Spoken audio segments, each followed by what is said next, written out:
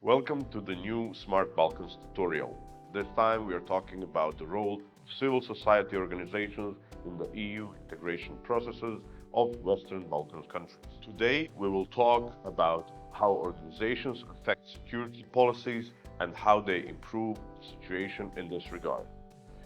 Participation of SCOs is crucial in promotion of democratization, enabling the security environment, good governance, and facilitating the implementation of policies. Surely, the approach of every organization will differ in regards of their field of work. So, let's go. Security, in fact, can be explained as the mechanisms, policies, and cooperation between EU countries and countries that are in the process of joining the EU. All that is mentioned actually aims at preserving stability, i.e., protecting common interests and dealing with various threats, such as terrorism, organized crime, and cyber attacks. This includes a common foreign and a common security policy, strengthening the capacities for collective defense, protection of human rights, and promotion of stability. And what does all of this actually mean in practice? Well, it basically means ensuring peace, fostering a good economic environment, and the safety of the population.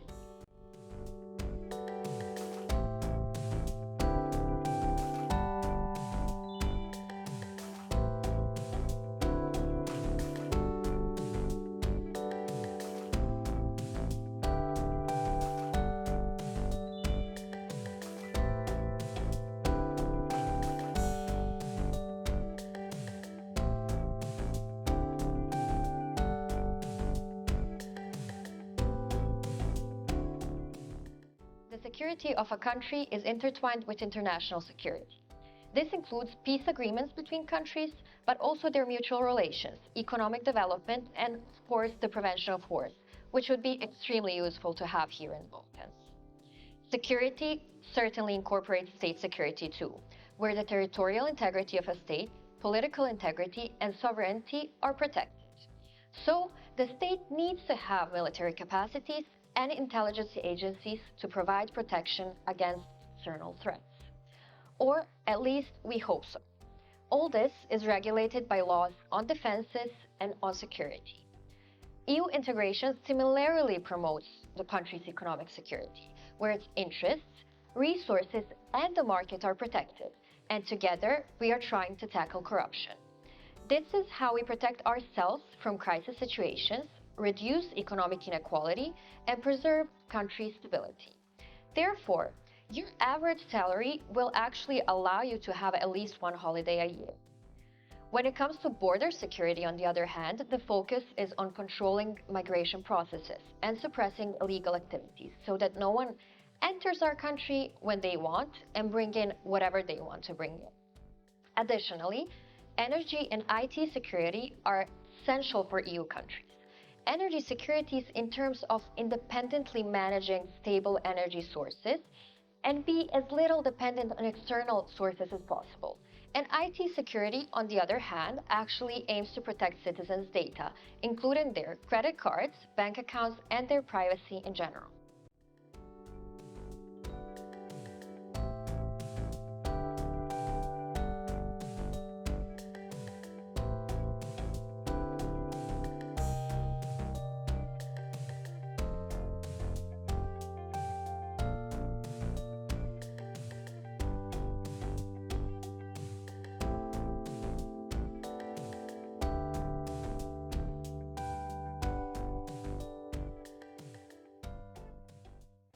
Food safety, so that we no longer order candies from the diaspora from Germany, but buy them at the local supermarket. Raw materials to be of good quality and fresh. Sanitation and hygiene of production system to be at high level both in production and food preparation. This would prevent contamination of food with bacteria, viruses, chemicals, or physical objects. This requires monitoring of the supply chain from production to distribution. Ultimately, it is important to educate consumers to first read cooking instructions and then to prepare the food, not the other way around. It would be good to read the ingredients declaration because if it says healthy, that doesn't mean it's true. All that glitters is not gold.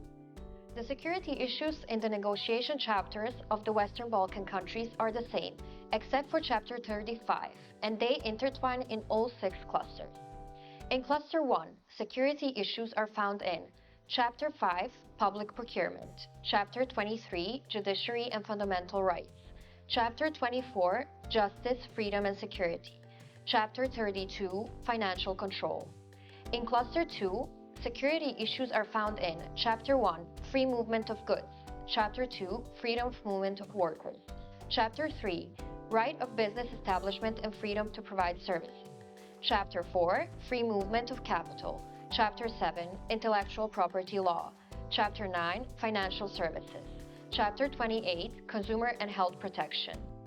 Cluster 3, security issues are found in Chapter 10, Digital Transformation and Media, Chapter 16, Taxation, Chapter 17, Economic and Monetary Policy, Chapter 19, Social Policy and Employment, Chapter 29, Customs Union. In Cluster 4, security issues are found in Chapter 14, Transport Policy, Chapter 15, Energy, Chapter 27, Environment and Climate Change. In Cluster 5, security issues are found in Chapter 11, Agriculture and Rural Development, Chapter 12, Food Safety, Veterinary and Phytosanitary Policy, Chapter 13, Fisheries and Aquaculture, Chapter 22, Regional Policy and Coordination Structural Instruments. In Cluster 6, security issues are found in both Chapters 30, External Relations, and 31, Foreign Security and Defense Policy. Chapter 35 does not have predetermined content, but rather sections that are not provided for in other chapters. For example, in the negotiation process of Serbia, it refers to normalization of relations with Kosovo, while in this chapter in Kosovo there are issues of strengthening institutional capacities and the rule of law in the context of dialogue with Serbia. In the case of North Macedonia, it focuses on relations with Greece and Montenegro, on the fight against crime, migration, protection of minorities and human rights, and international cooperation.